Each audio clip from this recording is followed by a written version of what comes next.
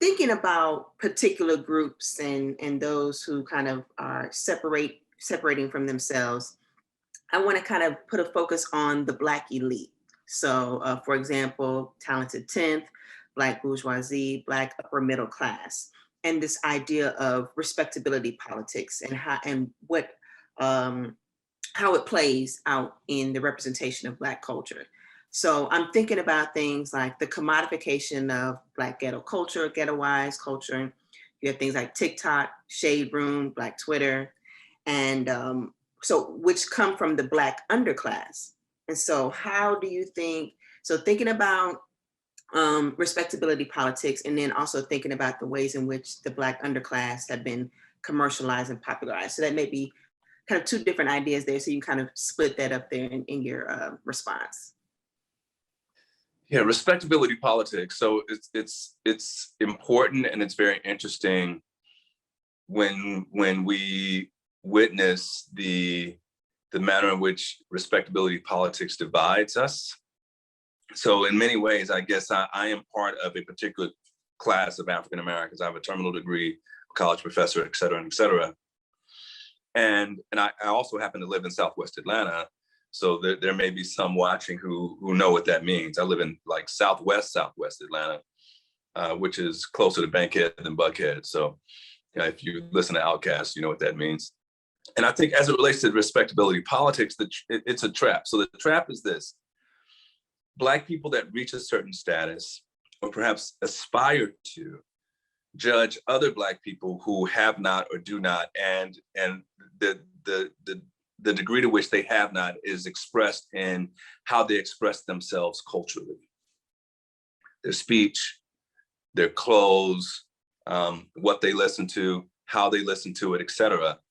And so it provides a certain, let's say, elite, using your term, a certain elite class of Black people to distinguish themselves from those other kinds of Black people. So they can then position themselves as being the right kind of Black people.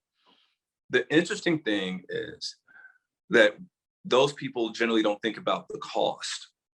So the same rules and hierarchies that allow them to judge those other Black people are the same rules and hierarchies by which they are to be judged, unless they are willing to surrender that which makes them culturally distinct, right?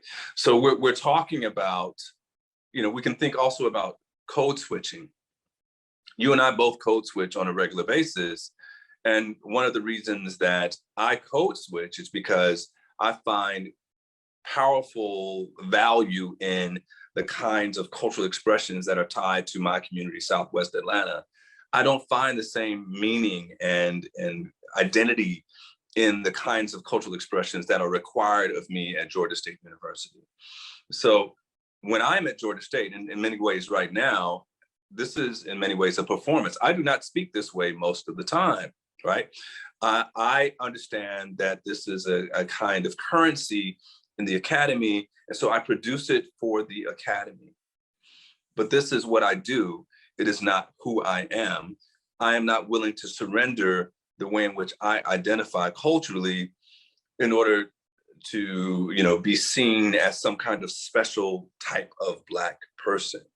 And so this idea of respectability politics is troubling in many ways, not for me because I don't engage in it, but it's also troubling because of race causal explanations. Lewis R. Gordon talked about this, the idea that people in a certain group, and it's especially true with groups that are outside of the power structure in the United States, they do certain things because they are part of that group. So Cardi B and Megan Thee Stallion, they do what they do because they are Black women. So we judge them in terms of their race and gender. And we don't afford them the right to express themselves individually and take ownership of their sexual agency, et cetera. So respectability politics comes at a great cost. And I think the most dangerous thing about respectability politics is that you can never have sufficient self-respect to escape the kind of racial hierarchies that exist in the United States. There will always be a moment Charles Blow said it best when he was talking about some of the horrible violence against Black bodies. And he was speaking specifically against young Black men, unarmed Black men. He said, no amount of self-respect will bend the barrel of a police officer's gun. And so when we think about respectability politics, the cost is you are reaching and stretching for a goal that you will never attain. And as you reach and stretch, you are weaponizing the same logics, the same ideas and stereotypes that will be weaponized against you, against other Black people. Now, we can say all of that, but then when we talk about the commodification of Black culture, it's really interesting because the way in which many Black elites distance themselves from that which they find to be, not respectable sufficiently. Broader culture loves it, consumes it, commodifies it, monetizes it.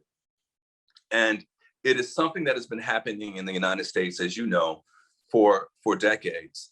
And it's consistent with some of my own work around the relationship between fascination and fear.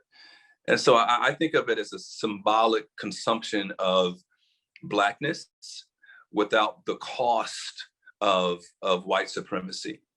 And, when we think of American culture, we think about